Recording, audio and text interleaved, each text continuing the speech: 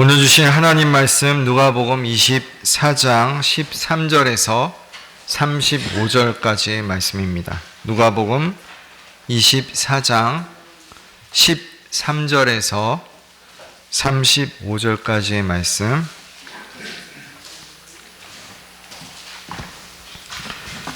좀 길지만 우리 천천히 한 목소리로 함께 합독하도록 하겠습니다. 13절부터 35절까지의 말씀. 그날에 저희 중 둘이 예루살렘에서 25리 되는 엠마오라는 촌으로 가면서 이 모든 된 일을 서로 이야기하더라. 저희가 서로 이야기하며 문의할 때 예수께서 가까이 이르러 저희와 동행하시나 저희의 눈이 가리워져서 그인 줄 알아보지 못하거늘 예수께서 이르시되 너희가 길 가면서 서로 주고받고 하는 이야기가 무엇이냐 하시니 두 사람이 슬픈 빛을 띠고 머물러 서더라. 그 한 사람인 글로바라는 자가 대답하여 가로되 당신이 예루살렘에 우거하면서 그일 거기서 된 일을 홀로 알지 못하느뇨. 가라사대 무슨 일이뇨? 가로되 나사렛 예수의 일이니 그는 하나님과 모든 백성 앞에서 말과 일에 능하신 선지자연을 우리 대제사장들과 관원들이 사형 판결에 넘겨주어 십자가에 못 박았느니라. 우리는 이 사람이 이스라엘을 구속할 자라고 바랐노라. 이뿐 아니라 이 일이 된 지가 사흘째요. 또한 우리 중에 어떤 여자들이 우리로 놀라게 하였으니 이는 저희가 새벽에 무덤에 갔다가 그의 시체는 보지 못하고 와서 그가 살으셨다 하는 천사들의 나타남을 보았다 함이라. 또 우리와 함께한 자 중에 두어 사람이 무덤에 가 과연 여자들의 말한 바와 같음을 보았으나 예수는 보지 못하였느니라 하거늘 가라사대 미련하고 선지자들의 말한 모든 것을 마음에 더디 믿는 자들이여 그리스도가 이런 고난을 받고 자기의 영광에 들어가야 할 것이 아니냐 하시고 이에 모세와 및 모든 선지자의 글로 시작하여 모든 성경에 쓴 바 자기에 관한 것을 자세히 설명하시니라. 저희의 가는 촌에 가까이 가매 예수는 더 가려하는 것 같이 하시니 저희가 강권하여 가로되 우리와 함께 유하사이다. 때가 저물어 가고 날이 이미 기울었나이다 하니 이에 저희와 함께 유하러 들어가시니라. 저희와 함께 음식 잡수실 때 떡을 가지사 축사하시고 떼어 저희에게 주시매 저희 눈이 밝아져 그인 줄 알아보더니 예수는 저에게 보이지 아니하시는지라. 저희가 서로 말하되 길에서 우리에게 말씀하시고 우리에게 성경을 풀어주실 때에 우리 속에서 마음이 뜨겁지 아니하더냐 하고 곧 그 시로 일어나 예루살렘에 돌아가 보니 11 사도와 및 그와 함께한 자들이 모여있어 말하기를 주께서 과연 살아나시고 시몬에게 나타나셨다 하는지라. 두 사람도 길에서 된 일과 예수께서 떡을 떼심으로 자기들에게 알려주신 것을 말하더라. 아멘. 읽느라 수고 많으셨습니다.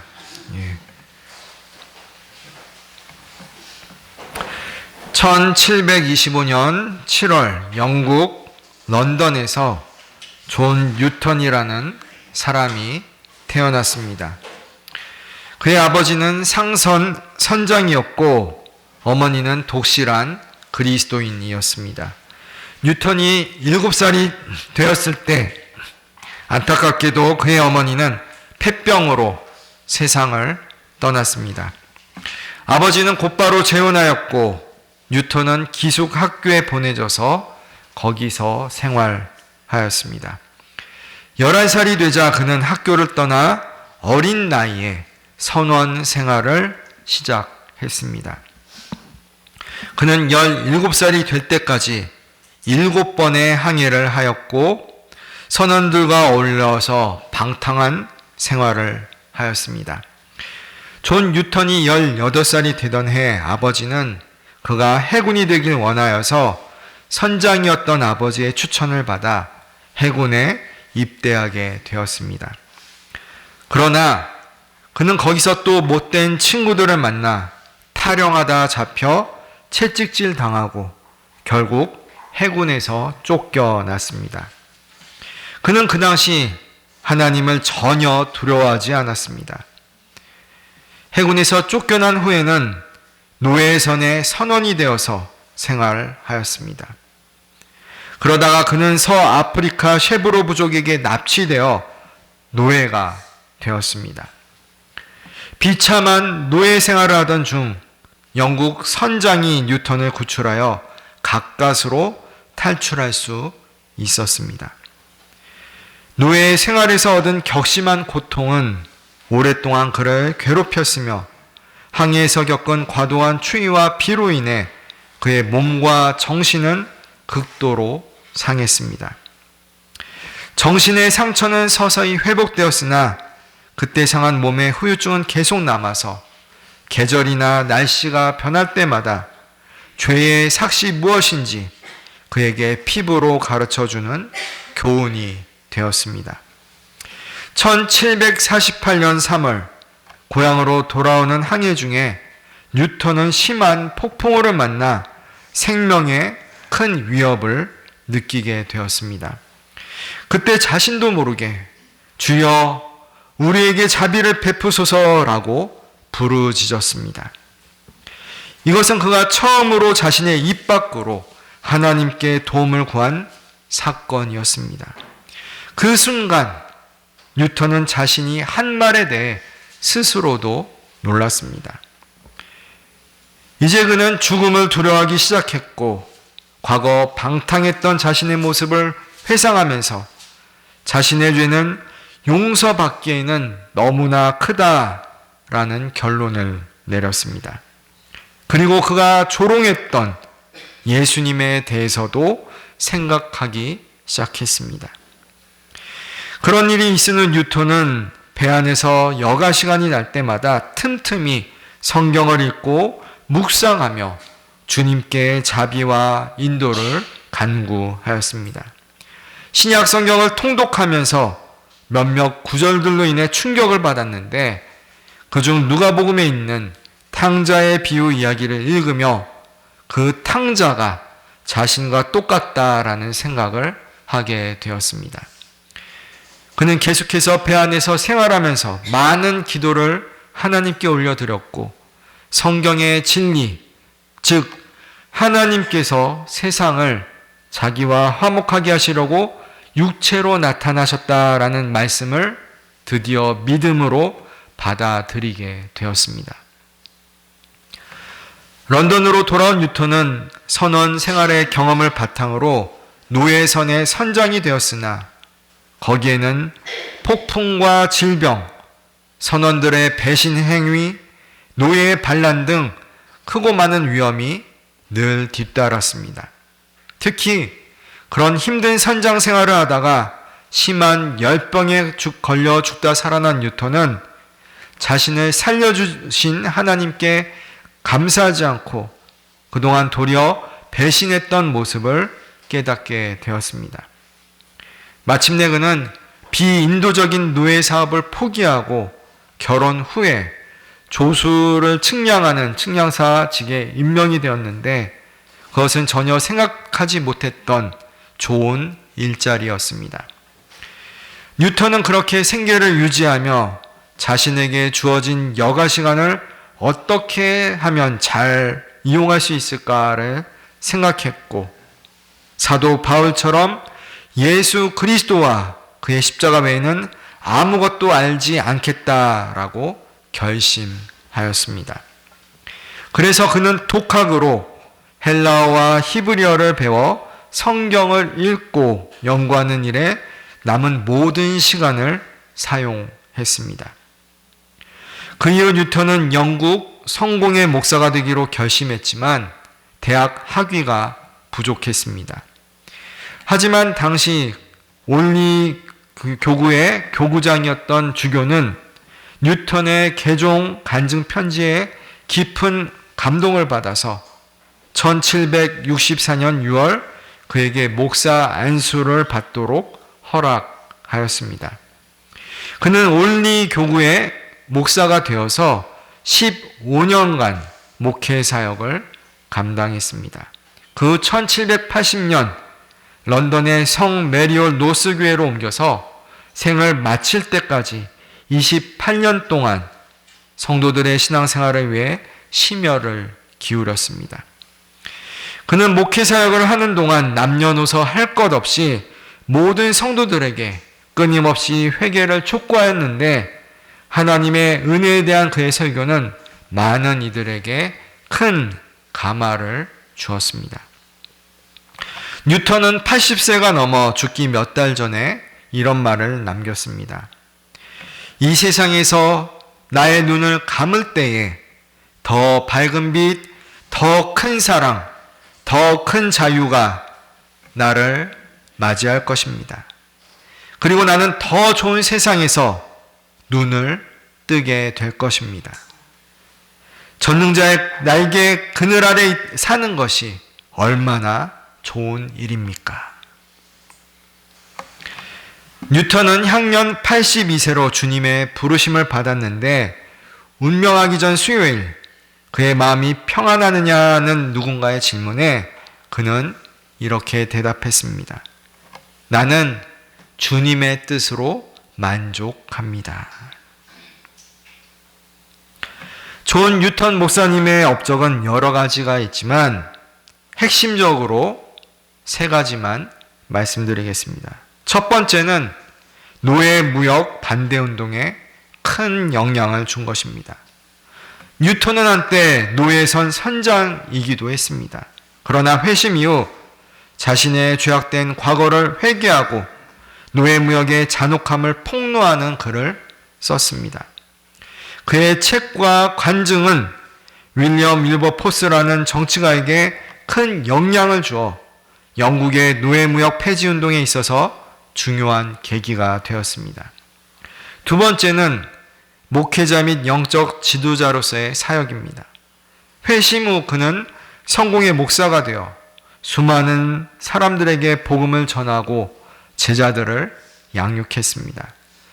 특히 윌버포스를 비롯한 당시 정치인들의 신앙적 조언자이자 멘토가 되어 노예제도가 왜 나쁜 것인지를 깨우치고 노예제 폐지를 위한 법안을 만들도록 도왔습니다. 셋째로 자신의 회심 경험을 바탕으로 자신의 간증을 담은 세계적으로 가장 유명한 사랑받는 찬송가 중 하나인 나 같은 죄인 살리신 즉 어메이징 그레이스를 작사하였습니다. 바로 우리가 앞에 예배 시간에 부른 그 찬송입니다. 이 찬송은 하나님의 은혜, 죄인의 구원, 변화된 삶을 깊이 있게 담고 있어서 지금 전 세계 교회뿐 아니라 한국 교회에서도 널리 불리고 있는 사랑받는 찬송입니다. 1절 가사 끝이 이렇습니다. 잃었던 생명 찾았고 광명을 얻었네. 영어로는 이렇습니다. I once was lost, but now am found. Was blind, but now I see. 예수님을 만남으로 인해, 예수님의 구원으로 인해 광명, 즉 멀었던 눈이 떠졌다라고 고백을 하는 겁니다. 옆에 있는 분들과 이렇게 인사 나누겠습니다. 예수님을 믿음으로 광명을 얻읍시다.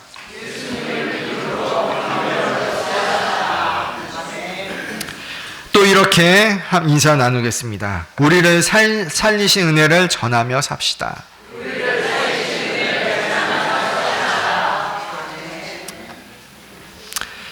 오늘 주일은 부활절 셋째 주일로 예배를 드리고 있습니다. 우리 성도님들은 부활의 능력으로 살아가고 계십니까? 예수님은 부활하셨습니다. 그 부활의 능력이 방금 말씀드린 존 뉴턴이라는 방탕한 사람을 변화시켜 목사가 되게 하였고, 노예를 해방시키는 일을 돕고 우리가 즐겨 부르는 찬송의 가사를 쓰게 하였습니다. 부활하신 예수님은 지금도 역사하셔서 여러분과 함께 하십니다. 여러분의 삶을 아름답게 변화시키는 분이 바로 부활하신 우리 주 예수님이심을 믿으시길 바랍니다. 성도님들 중에는 지금 이런저런 일들로 인해 고난 중에 있는 분들도 계실 줄 압니다. 삶이 힘들 때, 어려운 일을 당했을 때 누군가가 곁에 있어주면 조금은 도움이 될 수 있습니다. 그것도 자신의 처지와 비슷한 경험을 한 사람이라면 조금 더 위로가 됩니다. 동병상련이라는 말은 이럴 때 사용이 되는 말입니다. 동병, 즉 같은 병을 앓고 있는 사람이 서로 상련, 불쌍히 여긴다, 서로 가볍게 여긴다 라는 뜻입니다. 그러나 인간적인 위로와 도움에는 분명 한계가 있습니다. 예를 들어 위로가 되었던 사람이 시간이 지나 더 이상 자신과 같은 처지가 아니라면 오히려 비교가 되어 다시 낙심할 수도 있습니다. 또는 둘 다 서로의 삶을 너무 비참히 여겨 더 깊은 절망에 빠질 수도 있습니다. 이렇듯 인간의 위로에는 한계가 있습니다. 아무리 위로를 잘해준다 해도 타인의 깊은 속마음까지 완전히 이해하는 것은 불가능합니다. 참된 위로와 도움은 오직 하나님께로부터 받을 수 있습니다. 하나님은 우리가 처한 상황뿐 아니라 마음의 깊은 상처와 미래까지도 아시기 때문입니다. 오늘 본문 말씀은 예수님께서 돌아가신 후 슬픔과 절망에 빠져있던 두 제자에게 부활하신 예수님께서 찾아오셔서 부활의 소망과 능력을 주시는 내용입니다. 13절 말씀을 다시 함께 읽도록 하겠습니다. 그날에 저희 중 둘이 예루살렘에서 25리 되는 엠마오라는 촌으로 가면서 아멘. 여기서 그날은 바로 예수님께서 부활하신 날입니다. 예수님의 제자 중 2명, 18절 말씀을 보면 그중 한 명은 글로바라는 사람인데 이들은 예수님의 12제자가 아니라 아마 그보다 더 큰 그룹인 70명의 제자 중 2명이었던 것으로 여겨집니다. 그들은 엠마오라는 25리, 약 11km에서 12km 정도 예루살렘으로부터 떨어진 작은 마을로 가고 있었습니다. 왜 그들이 엠마오로 갔는지는 그 이유에 대해서는 성경에는 나와 있지 않습니다. 추측해보면 어쩌면 그 두 제자는 엠마오 출신의 제자들이었을 수도 있습니다. 그러니 예수님의 십자가 죽음을 목도하고 좌절하고 절망하여 슬픔을 갖고 고향으로 돌아가고 있었던 것일 수도 있습니다. 아니면 종교당국이 예수님을 잡아 죽인 것처럼 그 제자들도 한꺼번에 잡아 죽일 것 같아서 두려워서 도망가고 있었는지도 모르겠습니다. 그나마 감사한 것은 혼자 가지 않고 2명이서 그 길을 함께 가고 있었다라는 사실입니다. 힘든 순간에 누군가 곁에 있어주면 그 어려움을 조금이나마 견딜 힘을 얻게 됩니다. 그들은 서로를 의지하며 그렇게 엠마오로 향해 가고 있었습니다. 사랑하는 성도 여러분, 여러분은 이처럼 낙심되는 상황을 만났을 때 함께할 사람이 있습니까? 있으면 좋은 일입니다. 감사한 일입니다. 그러나 없다고 해도 너무 슬퍼하지 마시길 바랍니다.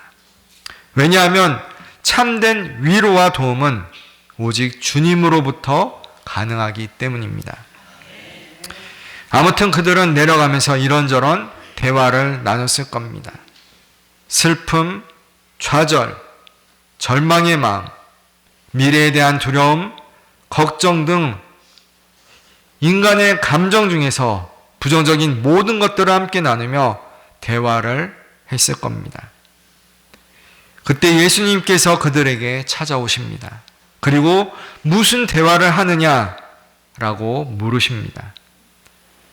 우리 주님은 우리의 슬픔, 고통을 외면하지 않으십니다. 친히 찾아와 주시고 힘 주시고 위로해 주십니다. 예수님의 질문에 그 2명 중 글로바라는 제자가 대답합니다. 그들이 따르던 예수님께서 십자가에 달려 돌아가셨는데 지금 무덤이 비어있다라는 것을 알게 되었다라는 겁니다. 22절 말씀을 보면 그래서 우리는 슬프고 놀란 상황이다라고 예수님께 말씀드렸습니다. 그러자 예수님은 그들에게 뭐라고 말씀합니까? 다 함께 25절, 26절 말씀을 읽습니다. 가라사대 밀어나고 선지자들의 말한 모든 것을 더디 믿는 자들이여, 그리스도가 이런 고난을 받고 자기의 영광에 들어가야 할 것이 아니냐 하고. 아멘. 이 말씀 이후에 27절을 보면 예수님은 구약에 예언된 성경 말씀을 그들에게 자세히 풀어주셨습니다. 이런 상황에 그들이 가고자 하는 마을에 가까이 오자 예수님은 그들을 떠나 더 가시려고 합니다. 그런 모습을 보고 그들은 예수님께 좀 더 함께 있어 달라라고 요청을 합니다. 사랑하는 성도 여러분, 여러분이 힘든 상황을 만난다면 곁에 있는 좋은 친구보다도 무엇보다 예수님께 도움을 구하시길 바랍니다.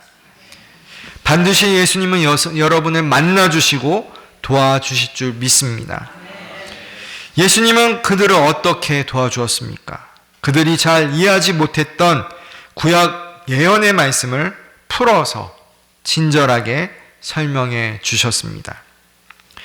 예수님께서 돌아가신 후에 절망에 빠졌던 그들에게 주님께서 친히 찾아오셔서 다시금 부활의 소망과 능력을 주신 겁니다. 부활의 소망, 부활의 능력, 그것은 부활하신 예수님을 만남으로 우리에게도 임합니다. 그 능력은 어떻게 역사합니까? 첫째, 어두워졌던 눈을 밝혀주십니다. 다 함께 30절, 31절 말씀 함께 있습니다. 저희와 함께 음식 잡수실 때 떡을 가지고 축사하시고 떼어 저희에게 주시매 저희 눈이 밝아져 그인 줄 알아보더니 예수는 저에게 보이지 아니하시는지라. 아멘. 부활하신 예수님을 그들은 처음에 잘 알아보지 못했습니다. 그러나 예수님께서 말씀을 풀어 해석해 주심으로 그들은 서서히 깨닫기 시작했고 함께 식사를 하면서, 즉 성찬을 통해 완전히 깨닫게 되었습니다. 이처럼 부활의 능력은 말씀과 성찬, 즉 예배 가운데 임합니다. 우리가 좌절하고 절망하는 이유가 무엇입니까? 영 안이 띄어져 있지 않기 때문입니다. 존 뉴턴의 찬양 가사처럼 눈이 멀어 광명을 얻지 못한 상태가 되면 절망 중에 거할 수밖에 없습니다. 구약성경 열왕기하 6장 말씀을 보면 아람 군대가 선지자 엘리사를 잡으러 도단성을 포위하는 내용이 나옵니다. 이때 엘리사의 제자가 그 많은 말과 병거를 보며 두려워 떱니다. 그러자 엘리사가 그에게 두려워하지 말라라고 말합니다. 왜냐하면 저 아람 군대보다 엘리사와 함께한 자들이 더 많이 있기 때문입니다. 엘리사는 하나님께 이렇게 기도합니다. 열왕기하 6장 17절 말씀입니다. 우리 스크린 보면 함께 있습니다. 기도하여 가로되 여호와여 원컨대 저의 눈을 열어서 보게 하옵소서 하니 여호와께서 그 사환의 눈을 여시매 저가 보니 불말과 불병거가 산에 가득하여 엘리사를 둘렀더라. 아멘. 저의 눈을 열어 보게 하소서. 사랑하는 성도 여러분, 우리가 쉽게 좌절하고 절망하는 이유가 무엇입니까? 바로 곁에 계신 부활하신 예수님을 알아보지 못하기 때문입니다. 지금도 살아계셔서 역사하시는 하나님을 믿지 못하기 때문입니다. 무엇보다 우리의 영안이 열려야 합니다. 눈이 떠져야 합니다. 지금도 우리 주님은 우리와 함께 하십니다. 아멘이십니까? 말씀을 깨달을 때 영의 눈이 떠질 줄 믿습니다. 임마누엘의 하나님, 그 하나님이 곁에 계심을 믿음으로 부활의 능력을 힘있는 우리 모두가 되길 소원합니다. 둘째, 부활의 능력은 마음을 뜨겁게 변화시킵니다. 32절 말씀 다 같이 있습니다. 저희가 서로 말하되 길에서 우리에게 말씀하시고 우리에게 성경을 풀어주실 때에 우리 속에서 마음이 뜨겁지 아니하더냐 하고. 아멘. 부활은 죽은 자가 살아나는 겁니다. 죽은 영혼이 살아나는 겁니다. 차갑게 식었던 마음이 다시금 뜨겁게 되는 겁니다. 그들은 예수님께서 성경 말씀을 풀어주실 때 심령의 뜨거움을 경험했습니다. 예수님은 엠마오로 가는 두 제자, 폐잔병과 같은 더 이상 삶의 소망과 희망이 끊긴 그들에게 말씀을 주시고 그들의 마음을 뜨겁게 변화시켜 주셨습니다.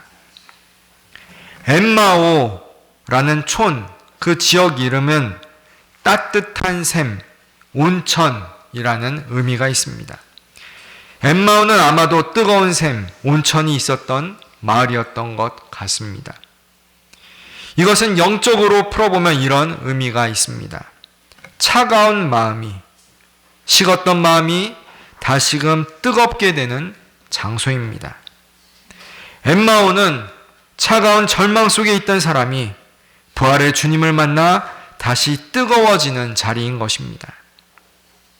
우리 주님은 요한계시록 2장에서 에베소 교회를 향해 첫사랑을 회복하라 라고 말씀하십니다. 첫사랑, 처음으로 예수님을 만났을 때의 사랑, 순수하고 뜨거운 사랑을, 그 헌신을 회복하라 라는 겁니다.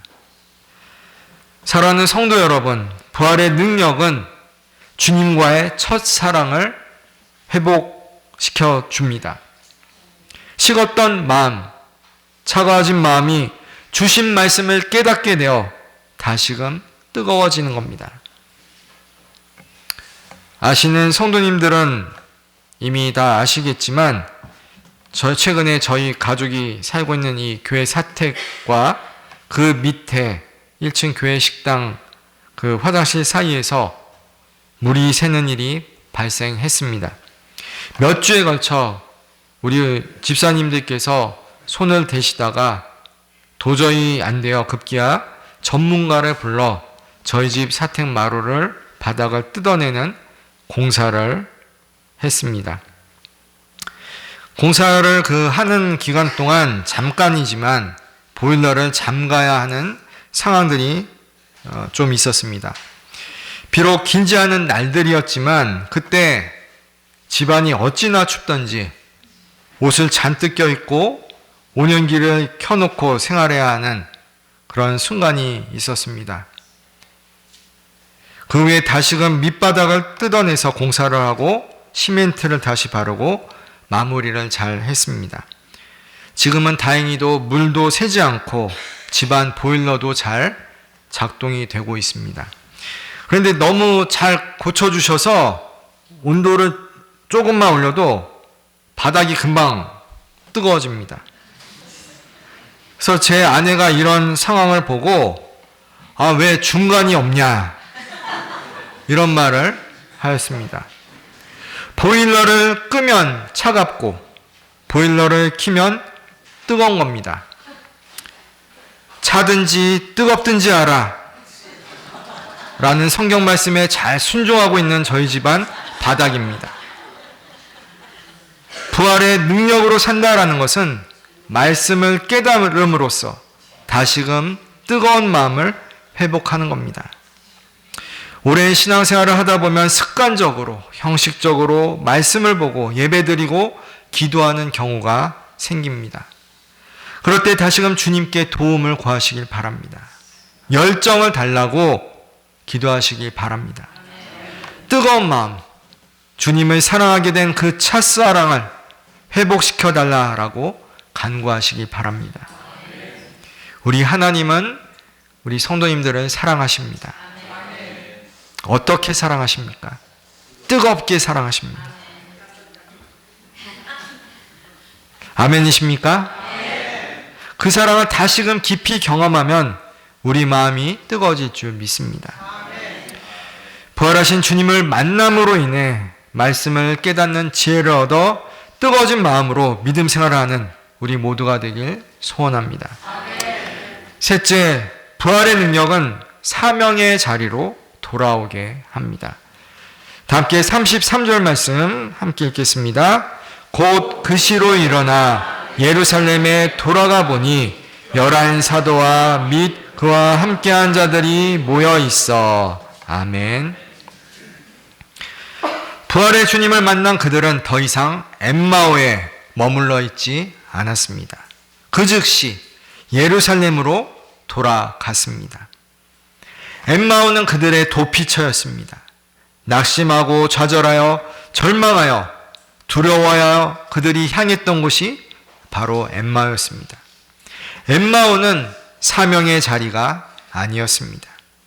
그러나 부활의 능력을 힘입어 그들은 다시금 사명의 자리, 즉 예루살렘으로 돌아왔습니다.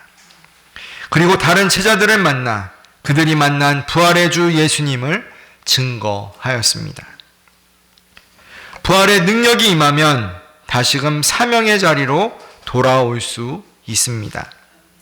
그 제자들은 더 이상 겁내지 않았습니다. 두려워하지 않았습니다. 절망 가운데 있지 않았습니다. 왜냐하면 부활하신 주님을 만났기 때문입니다. 우리에게는 각자 주님께서 주신 사명이 있습니다. 각각 은사대로 주님께서 직분을 허락하시고 우리 명업교회와 주님을 섬길 수 있는 달란트들을 주셨습니다. 우리 찬양대는 찬양하는 것으로, 또 주차 봉사하는 분들은 주차 봉사하는 것으로, 안내하는 분들은 안내하는 것으로, 식당 봉사하시는 분들은 식당 봉사하는 것으로, 또 교회 학교에서는 학생들을 가르치는 일로, 그 외에도 교회 안에서 성도님들은 각자 맡은 사명대로 교회와 주님을 섬기고 있습니다. 또한 교회 밖에서 그리스도인으로서의 사명도 있습니다. 빛과 소금으로서 이 세상을 섬겨야 한다라는 사명이 우리 모두에게는 있는 것입니다. 궁극적으로는 부활하신 주 예수님을 전하는 전도와 선교의 사명이 우리 모두에게 주어져 있습니다. 이 모든 일을 가능케 하는 것이 바로 부활의 능력입니다. 예수님의 부활을 경험하게 되면 우리 모든 성도님들은 각자 사명의 자리에서 맡겨진 일들을 잘 감당할 줄 믿습니다. 사랑하는 성도 여러분, 여러분은 지금 부활의 능력으로 살아가고 계십니까? 말씀과 예배를 통해 우리의 영안이 열리도록, 눈이 뜨이도록 기도하시길 바랍니다. 주님이 곁에 계심을 여러분이 알고 깨달아야 합니다. 말씀을 깨달을 때 우리 마음이 뜨거워지며 주님과의 첫사랑이 회복되기를 소원합니다. 다시금 사명의 자리로 돌아오시길 바랍니다. 부활의 능력으로 각자 주어진 사명의 자리에서 복음을 담대히 증거하며 살아가는 귀하고 복된 우리 성도님들이 되시길 주님의 이름으로 축원합니다. 기도합니다. 우리를 위해 죽으시고 부활하신 주님, 엠마오로 가던 두 제자에게 나타나셨던 것처럼 우리에게도 나타나시사 부활의 능력으로 살아가는 성도들 되게 하소서. 말씀과 예배 가운데 우리의 영의 눈이 밝아져 우리 곁에 계신 주님을 보게 하시고 식었던 마음, 차가운 마음이 다시금 뜨겁게 하셔 주님과의 첫사랑을 회복시켜 주옵소서. 무엇보다 우리를 다시금 사명의 자리로 돌아오게 하셔서 주님의 복음을 증거하는 일에 부족함 없는 삶을 살게 하소서. 부활 승리하셔서 지금도 살아 역사하시는 우리 주 예수 그리스도의 이름으로 기도드립니다. 아멘.